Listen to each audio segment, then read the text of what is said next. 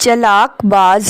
एक घने जंगल में एक बाज बरगद के दरख्त पर अपने घोंसले में रहता था। वो बहुत शैतान था। बाज सब जानवरों के बच्चों को उठाकर अपने घोंसले में लाकर खा लेता था। कभी वो परिंदों के बच्चों को लाता और कभी वो जानवरों के बच्चों को लाता।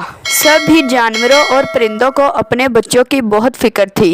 एक दिन एक लोमड़ी, जो इन बातों से अनजान थी, अपने बच्चों के साथ उसी पेड़ के नीचे बनी गुफा में रहने आई, जहां वो शैतान बाज रहता था।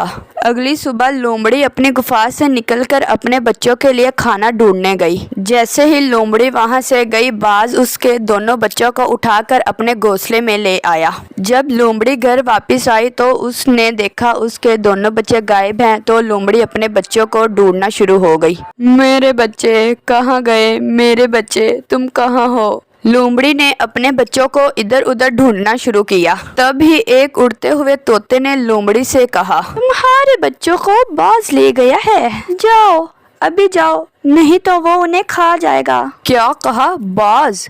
ए बाज, मेरे बच्चों को लुटा दो, ये अभी बहुत छोटे हैं, इन्हें लुटा दो, इन्हें अभी मत खाओ। बाज जानता था कि लोमड़ी उसके घोंसले तक नहीं पहुंच सकती। नहीं नहीं, मुझे तो बस इन्हें ही खाना है, आज मेरे पास खाने के लिए और कुछ भी नहीं है। बाज ने लोमड़ी की बातों पर कोई भी ध्यान नहीं दिया।